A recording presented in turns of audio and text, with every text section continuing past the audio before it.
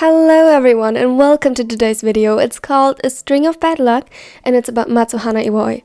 I know, this is unusual, but today's video is another request. I'm very excited to do it from this lovely person when I asked for requests. And interestingly enough, they weren't the first person to request this ship on this channel. Yeah, there are a couple more. And they date back as far as a year ago, so it was kind of time that I would finally do this. Today is a little bit more of angst. I hope you are ready, excited. Get comfortable, find a tea or something else to drink, and now let's get started.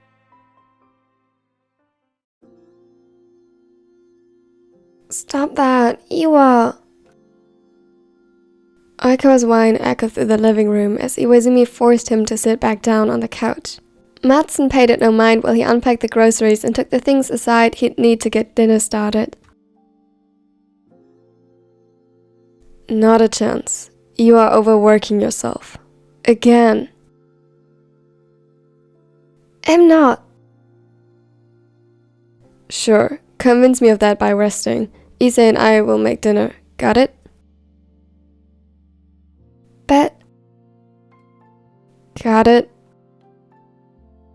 They battled each other in a staring contest, which, depending on how exhausted Aikawa was, could easily mean he would have to make dinner alone before Iwaizumi could decide victory for himself. Today, however, the setter caved much sooner than expected. Iwa must be right. He was exhausted even if he didn't let it show. Fine. He crossed his arms over his chest and a small pout appeared on his lips. At least tell Hiro to come cuddle when he gets home. Iwaizumi hummed an acknowledgement as he entered the kitchen. His brows were furrowed slightly. Has he texted you yet? Matsukawa shook his head, causing the other to sigh.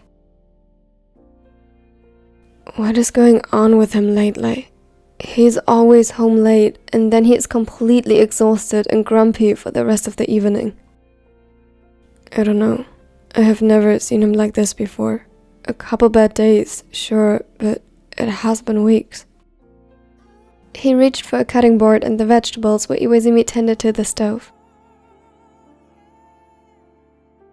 Have you talked to him about it?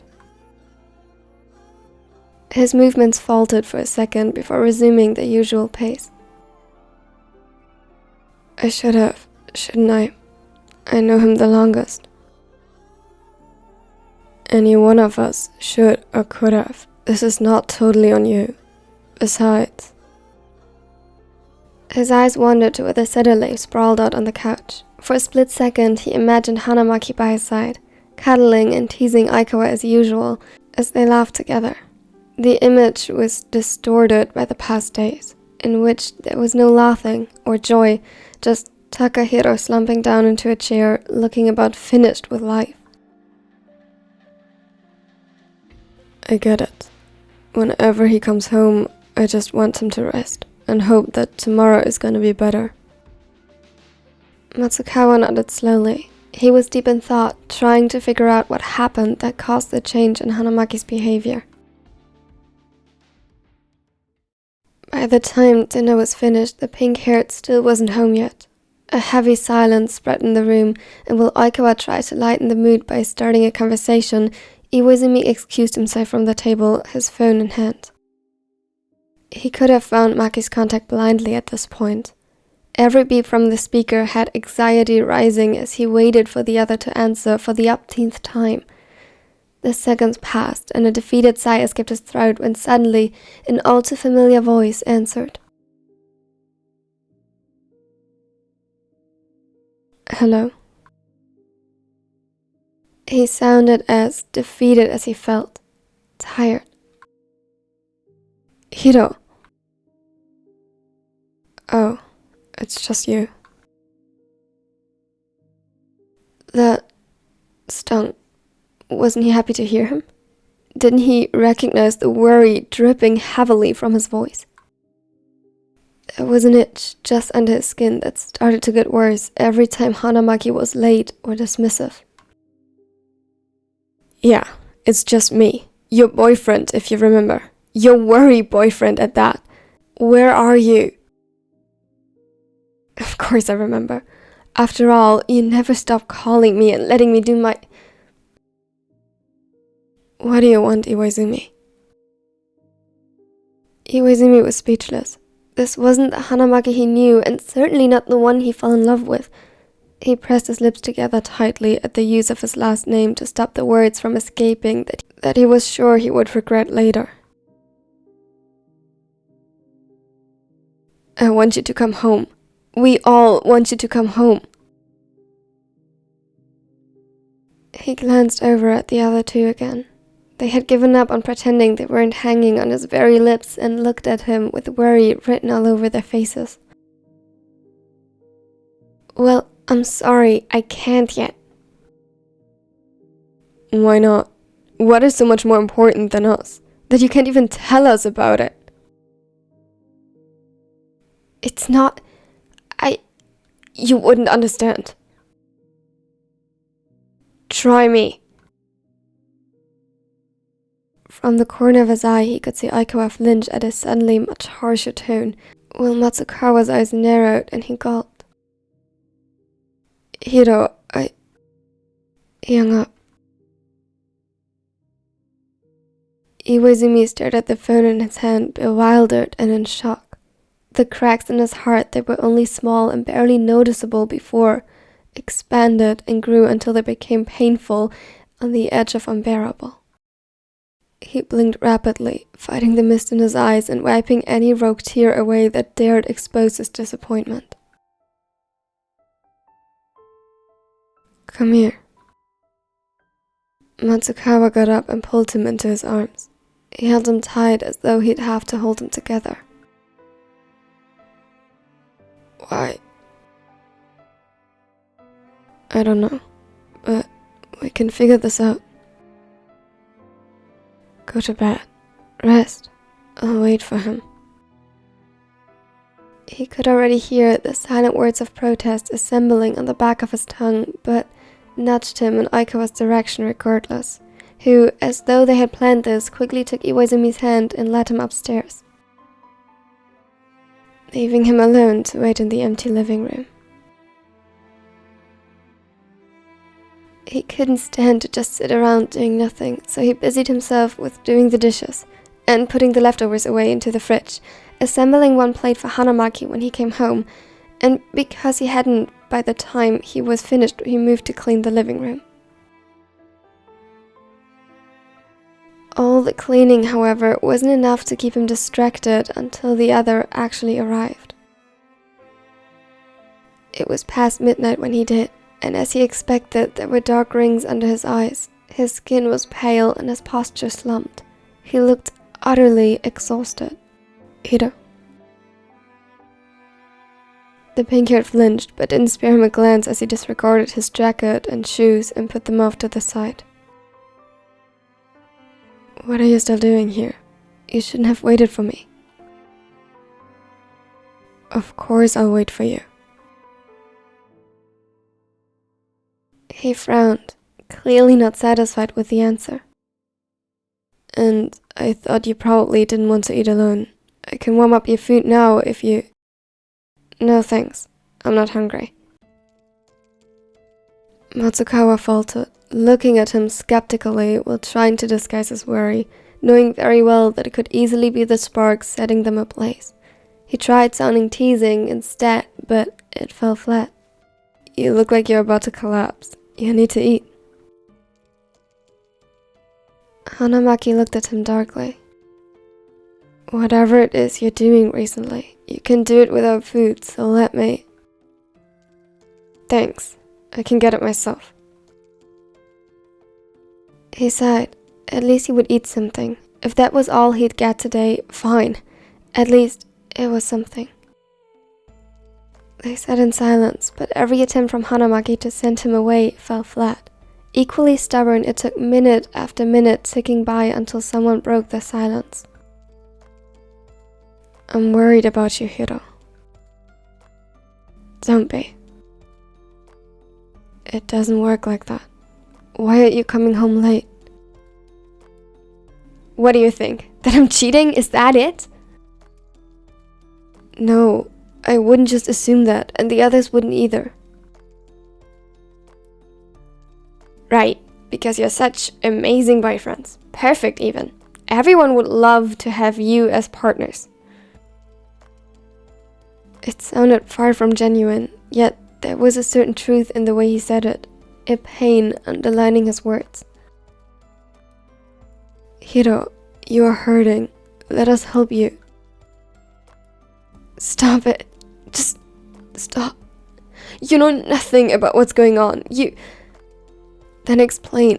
Please, let us help to understand so that we can fix it. What if you can't? An ice-cold shudder ran down his spine. He meant it. He truly meant it. At least tell me so we can try. Hanamaki nodded slowly while pushing the plate away from him. Thanks for the meal, Matsun. He got up and walked past him without another word. Matsukawa's throat tightened. He hoped to at least while asleep give himself to the illusion that everything was going to be fine, but when he entered their bedroom, Hanamaki wasn't there. Even though Hanamaki had spent the night in the guest bedroom, Aikawa noticed when he got up. It was only a few more minutes before his own alarm would remind him to go on his morning run, but this way he'd turn it off before it could disturb the others.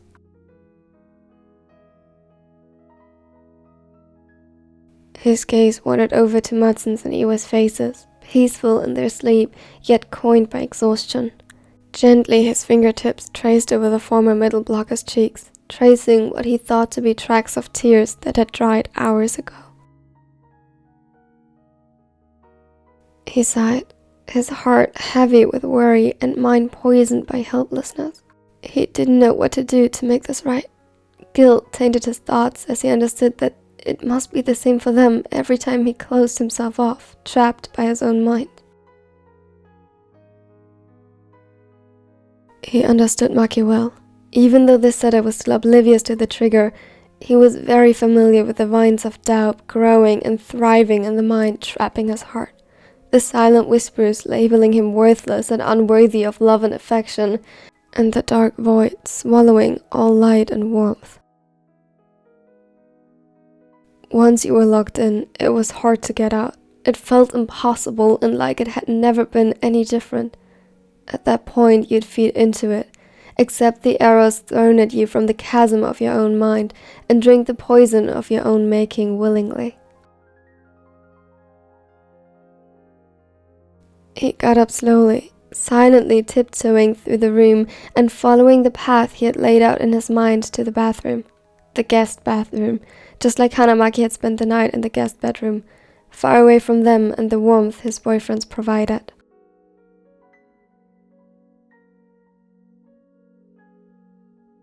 Aikawa knocked on the door gently, and suddenly the sound of water running into the sink stopped. Hiro? No reply. Please, open the door. Nothing. He suppressed a sigh and slumped against the wood, unsure what to say to convince him. He tried to think about what would have convinced him back then when he was trapped, but came up empty-handed. I know you're not feeling well, and maybe don't even want to talk to me or even see me. I won't force you. I love you, Hiro. You are loved, and whatever it is you're going through, it is not your fault. We don't blame you.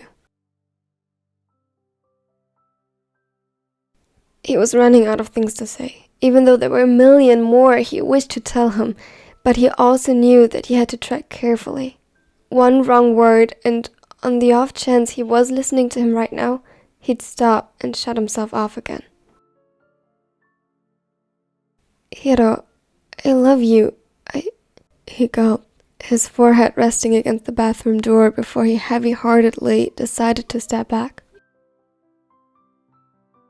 I'll make us breakfast and go on a run. If you don't want to see me, come down in 20 minutes. The others are still asleep. Just, please, eat something. And he left. Hanamaki leaned hunched over the sink as he listened to his words. His hands were tense, the knuckles white from how tightly he was holding onto the cool surface. Drops of water fell and mixed with the rains of tap water as he failed to stop the tears. His throat tightened and he struggled to breathe, keeping his eyes focused on the faucet, aware that he couldn't bear the sight in the mirror if he looked up. He desperately wanted to punch it, to destroy it, but he refused to burden his partners further. What was Oikawa talking about? Of course it was his fault. It was all his fault, and they knew. Iwaizumi knew he was mad at him. If Matsun and Kawa refused to see it, it'd be over the moment they did. The moment they'd realize how pathetic he was. Them not knowing was worse, because as soon as they'd find out, it was over.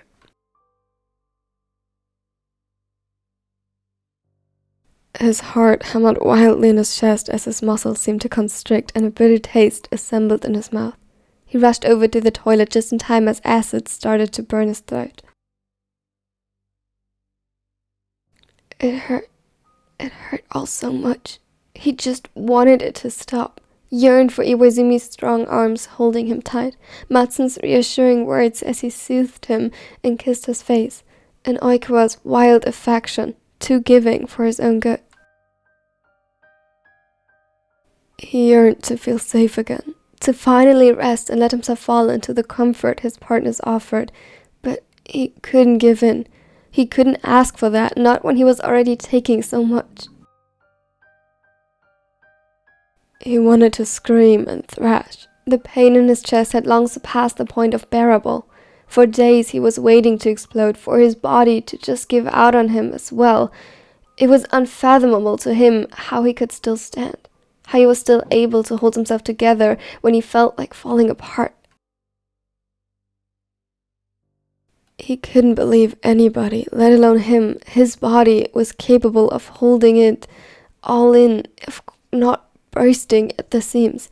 But he had to. That much he owed them. Somehow he had to hold out until he got better, stitch his soul up on his own. They deserved to be cared for and loved and not burdened. And if he couldn't do that, he should at least have the decency to perish silently. He fought himself up from the ground, cleaned his mess and followed Oikawa down the stairs after doing his best to look presentable just in case. But as he promised, the setter was nowhere to be found.